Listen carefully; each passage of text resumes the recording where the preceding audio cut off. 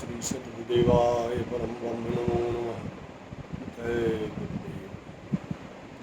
भगवत प्रेमियों, अब तक हमने विचार किया कि मनुष्य सुख ही क्यों चाहता है और मनुष्य का जीवन सर्वश्रेष्ठ क्यों है।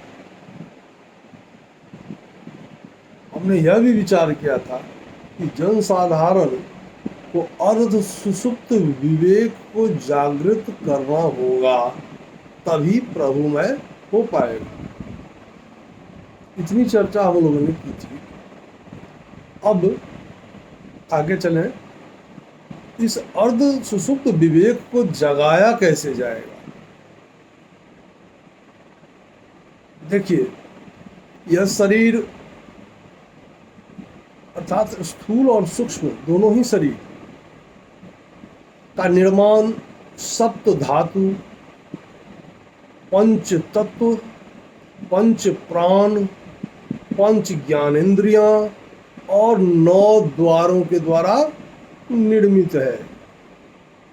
पंच तत्व तो जानते ही हैं, यही स्थूल शरीर का अवयव। क्षिति जल पावक गगन समीरा, पंच तत्व मिलिबन शरीरा। ये 5 तत्व धरती जल अग्नि वायु आकाश जो है, ये तो स्थूल शरीर के हिस्सा है। लेकिन इसके भीतर सूक्ष्म शरीर जो है, जिसके मुख्य रूप से वो 5 अवयव हैं, मन बुद्धि चित्त अहंकार और प्राण, जैसा मैंने पहले भी कहा था। ये इन अति सूक्ष्म अवयवों से मिलकर बना होता है। परंतु इसके अतिरिक्त भी और भी अवयव हैं सूक्ष्म शरीर के निर्माण के लिए, लेकिन मुख्य यही 5 अवयव हैं। सूक्ष्म शरीर का कर्म है चिंतन करना और स्थूल शरीर का कर्म है कर्म करना। सूक्ष्म शरीर का एक सबसे महत्वपूर्ण अवयव जो है वह है मन। यह मन ही शरीर से कार्य करवाता है। मन ही शरीर का सबसे प्रबल सारथी है, ड्राइवर, सारथी है मन। शरीर का सबसे प्रबल सारथी वही है। अब बुद्धि क्या है? सूक्ष्म शरीर का दूसरा अवयव बुद्धि। मन के बाद बुद्धि। बुद्धि क्या है? बुद्धि का कार्य है सही और गलत कार्यों में भेद बताकर अच्छे कर्मों को प्रोत्साहित करना। चित्त क्या है? चित्त का काम पूरे मनोयोग से चलायमान कर्मों को स्थापित करना होता है। अहंकार चौथा तत्व अवयव, अहंकार। यह अहंकार तो सीधे तौर पर मन से संचालित होकर पथ भ्रष्ट कर देता है। 5वां अवयव प्राण। प्राण तो प्राणाधार के निकट होता है, ईश्वर के निकट स्थित होता है। ईश्वर के निकट होने के कारण ही प्राण निर्विकार होता है। उसे मन से संचालित नहीं किया जा सकता।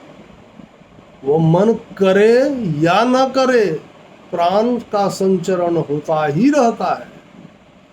यदि मन के संकल्प को बुद्धि विवेक चित्त से के द्वारा ईश्वरानुगामी बना दिया जाए तो अहंकार को लांघ कर प्राण एवं प्राणेश्वर तक पहुंचा जा सकता है, उसका साक्षात्कार किया जा सकता है। बुद्धि और विवेक, ये विवेक जो सूक्ष्म शरीर का ही अन्य अवयव है, के द्वारा सत्य और असत्य में भेद जाना जा सकता है। जब सत्य का भेद मिल जाएगा तो मन शरीर के भीतर की ओर विचरण करेगा। तो ये मन जो बहिर्मुखी है, दुनिया के चारों तरफ चक्कर लगाने वाला, वो अब क्या करेगा? शरीर के भीतर की ओर विचरण करने लगेगा। यही मन बुद्धि को संचालित कर ईश्वर के पथ का अनुगामी बनने के लिए प्रेरित करता रहेगा। बुद्धि के मनोयोग से बुद्धि के मनयोग होने पर चित्त जागृत हो जाएगा और मनुष्य के हृदय में शांति की स्थापना हो जाएगी। नहीं होगी तो शांति की स्थापना होनी शुरू हो जाएगी और उसे कुछ कुछ अनुभूति भी प्राप्त होने लगेगा। लेकिन आगे क्या है? आगे अहंकार बैठा है। भक्ति का बोध होते ही यदि मन और भी गहराई से चित्त के साथ शांत स्थिति में रह ले तो अहंकार को लांघकर प्राण और प्राणाधार अर्थात परमेश्वर तक पहुंचा जा सकता है। और यदि भक्ति का बोध हो और उस व्यक्ति को स्वयं को भक्त होने का विचार आने लगे कि मैं तो अब भक्त हो गया, मैं बहुत बड़ा भक्त हूँ आदि, यदि उसके मन में विचार आता है तो चित्त सहित मन बुद्धि जो भी अंतर्मुखी हुआ था, जो अंतर्गमन कर रहा था, वो सीधी बहिर्मुखी हो जाएगा। मतलब हम जहां से चले थे तो वहीं फिर पहुंच गए, है ना। तो अहंकार तो बहुत विचित्र चीज है, ये तो सभी जानते हैं कि अहंकार से बुरी चीज कोई है नहीं। इसलिए परमेश्वर की आराधना या स्मरण जो करें वह करें कैसे? तो निर्विकार होकर, अहेतुक माने बगैर किसी चाह के,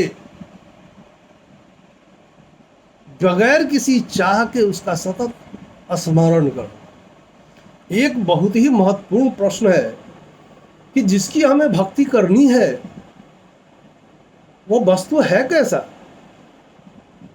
अरे भाई, किसी कुंवारी बच्ची के हाथ में के कान में यह बात कह दो कि तुम्हारी शादी पक्की हो गई है, तो क्या वह लड़की अपने होने वाले पति का स्मरण क्या हूबहू कर सकेगी?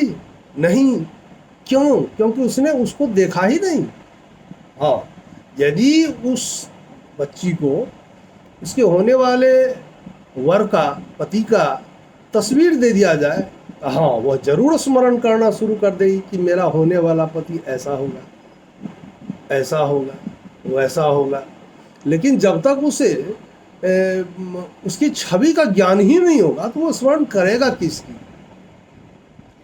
इसीलिए हमारे पूर्वजों ने, हमारे पुरखों ने जो मूर्ति पूजा की परंपरा की नींव रखी, शुरू की, वह महज एक संजोग नहीं था। उन्होंने मूर्ति के माध्यम से लोगों में ईश्वर के प्रति विश्वास पैदा करने का तरीका अपनाया था। स्मरण के नित्य प्रभाव से मन पर चढ़ा मैल जो हमें माइक संसार के तरफ धकेलता रहता है, जिंदगी भर धकेलता रहता है इस माया के संसार में, वह हटता चला जाता है। ईश्वर के नाम के प्रभाव से वह हटता चला जाता है और फिर बुद्धि ईश्वर की व्याप्तता में, ईश्वर की व्याप्तता जो है उसमें विचरने लगता है। ईश्वरीय तत्व ज्ञान तो वह है जो सदा ईश्वर में दास भाव से रहे, बाहरी दुनिया को व्यवहारिक दृष्टि से निभाए और आंतरिक दृष्टि से मात्र ईश्वर की व्याप्तता में विचरे। सभी संप्रदायों ने कहा है कि ईश्वर एक है। भाई, ये तो सही, ये कहेगा क्या? ईश्वर तो एक है ही।